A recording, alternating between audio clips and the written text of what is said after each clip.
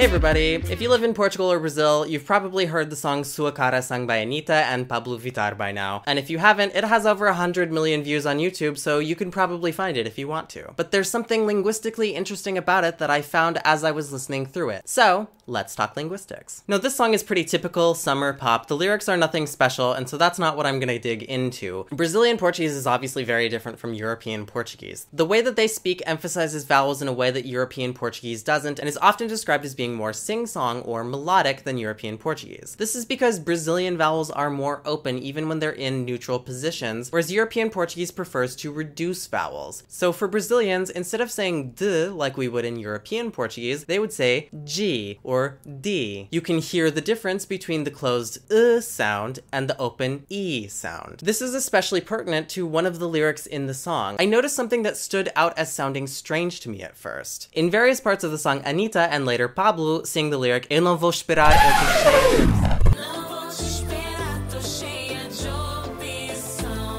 Now that's my pronunciation in my European style Portuguese. However, in Brazilian Portuguese, there are a bunch of different ways that that can be said, with a bunch of different variation in how many syllables there are and what kind of emphasis there is in it. You could hear de opção, which would be distinctly 3 syllables, or de opção, which would be 4 syllables, or you could hear de opção, which would be basically 2 syllables, and lastly, the way that they sing it in the song, de opção, which is 3 syllables. Because Brazilian vowels are open and due to the natural evolution of Brazilian Portuguese, many accents in Brazil prefer to always have a vowel after a consonant. So in consonant clusters like opção, you have ps. They will insert an e sound, which leads us to opção. This interplay of phonetics and syllables in Brazilian Portuguese has a lot of influences based on regional accents and a whole bunch of other things that I'm not going to get into in this specific video. Now, the concept of linguistic emphasis is universal. We can change the emphasis of a phrase based on which syllable we highlight, based on word placement, and a whole bunch of other things that I don't have enough time to get into in this video. This is where it gets interesting. The way that they sing this lyric is de opção, making a clear emphasis on the added sound e in between the p and s